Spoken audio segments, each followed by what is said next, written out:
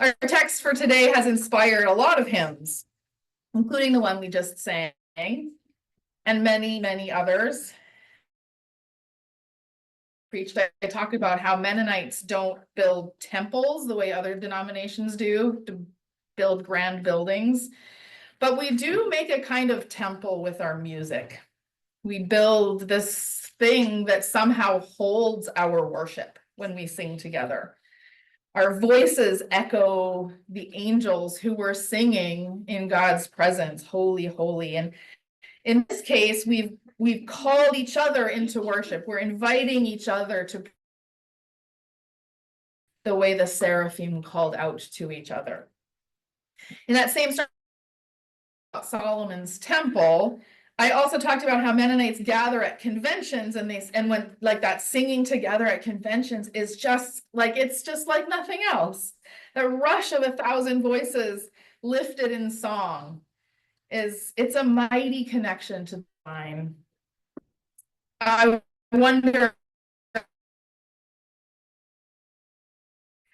he's just blown away, and I love like his response to God when he says, "Mourn for me, I'm ruined." This holy experience is just, he's coming on overwhelm and the enormity of God's presence and God's majesty. Like Solomon building the temple, Isaiah understands God, that the grandeur of the God of Israel cannot be contained. In fact, I kind of just love this image of that God is so, it's just the hem of God's robe that fills up the temple. I love imagining the vastness of a garment that covers the whole universe and extends along with smoke and these creatures flying all around and burning coals. Like, what an experience. I wonder if this is why some, in some sort of, I mean, I think of them as fancy churches, have incense. And so you get that experience of the smoke and the smell and, you know, the bells and smells as they sort of, as they, it made awe and joy. Like, send me. And he doesn't even know what the calling is to. He doesn't know what God is going to ask of him, but he says immediately, me. And maybe he thinks that whatever he's saying yes to, that will extend this experience divine. Maybe he will be able to return to that holy, holy, holy presence of God. I wonder, I think maybe because it's so inspired by hymns, like when I was looking for hymns and about like that connected to this text, that talked about God's holiness and God's beauty. I wonder if because of that, this text is quite familiar, and also because of that, it almost always stops at the send me part. We almost never hear the part that comes afterwards. It's like we want to stop at the happily ever after in the fairy tale. We don't want to hear about, and that's life. I mean, there's always more story to come in life. Life doesn't stop at the wedding. We also never really know what's going to be involved when we say yes to something. Never.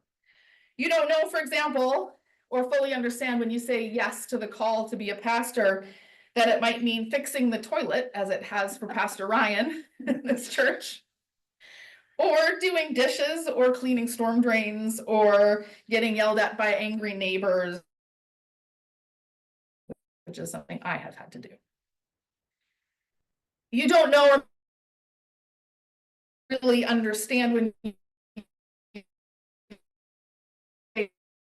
wedding vows that marriage might bring, or extended illnesses and caregiving. But that is a part of the long story of saying yes. we say yes to these callings because of the romance and the beauty of what we're experiencing in that moment, because of the love we have for a person or for a people or for the calling itself. And there in the temple, Isaiah is already with his yes. He's ran away not once, but 3 times, literally ran away from the idea of calling. But here, Isaiah's all in. But his yes comes in a context, not just of the holiness of that temple, but that encounter is time-stamped right off the top, but the bigger political context. In the year of King Uzziah's death, I saw the Lord. And maybe you won't be surprised that in the year of a king's death, that means a lot of political transition, a lot of transition in what's happening in that community, a lot of upheaval for a kingdom. A people have lost a leader. They're resetting to follow someone else. New ideas about what leadership, really uncertain about the future. And not only that, Uzziah has reigned for 50 years. 50 years of stability and a king who has been benevolent and kind. That's a really long time in any age, but when lifespans were more unexpected, they have a king. I mean, that's a generation. A king has ruled for a generation and been well loved, and people will grieve, and leadership is going to be tested. That kind of grief and chaos sounds a little bit familiar, you know, but that kind of transition and instability and uncertainty and even fear. When I met with the Washington pastors group, who's the pastor at Community of Hope in Bellingham, she shared her fear herself and the members of her community. She has a child who's non-binary, and a non-binary child in Bellingham was recently assaulted by members of an identification. And Pastor Rachel is walking with a trans person in her congregation who is making plans to leave the country because they feel so unsafe. Now, I'm not many people who are very, very vulnerable. There are some folks. We talked this morning in Sunday school about how it's hard to identify. But there are some folks who are desperately hopeful that in a new administration, there will be a change that will lead to more prosperity, for hope, for well-being after struggling to even pay for essentials. People hoping that the change will mean more money in their pockets. There's a lot of fear going around. How are we called as individuals and as community? Isaiah's calling is essentially to proclaim to his people that they are about to experience a period of judgment. I don't like to preach about God's judgment. But Isaiah is being called to preach to his people, and they are not going to understand, they're not going to turn, and they are not going to receive mercy. And Isaiah laments, how long? Which is both a literal question on his behalf, like, how long do I have to say this? Like, how long do I have to pain? But also, like the psalmist, it's just a mournful cry. It is a cry of his grief. But his grief does not turn him away from his calling, and he doesn't say, I'm out. Nope, I can't do it. Or, well, I take it back. I spoke too soon. He doesn't run away like Jonah ran away. He doesn't say, don't send me after all. Just kidding. I was caught up in the moment. He shares the word that has been given to him. He searches for hope. And the book of Isaiah position of chaos and hope. Probably a lot of us who are feeling pretty mournful, who are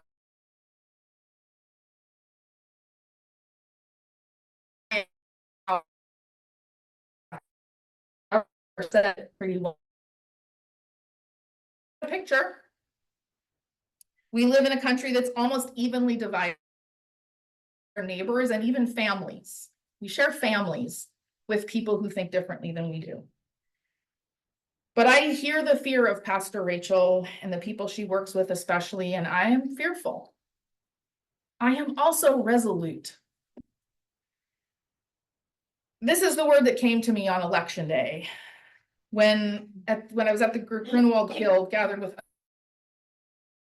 evening all together. And on election night, the spiritual director who was asked everyone to name what they were feeling about what they were feeling and call out those words.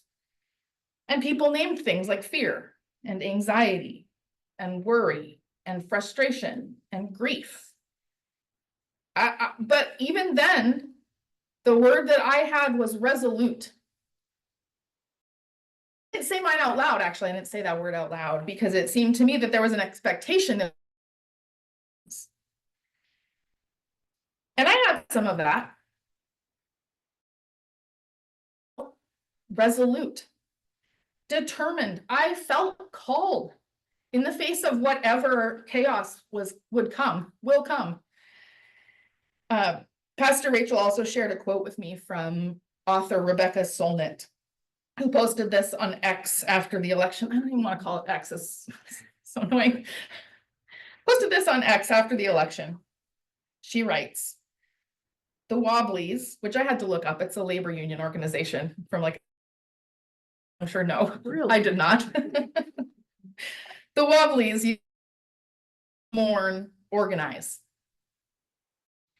But you can do both at once. Away in this moment of furious mourning. You can be heartbroken or furious or both at once. You can scream in your car or on a cliff. You can also get up tomorrow and water the flower pots and call someone who's upset and check your equipment for going onward.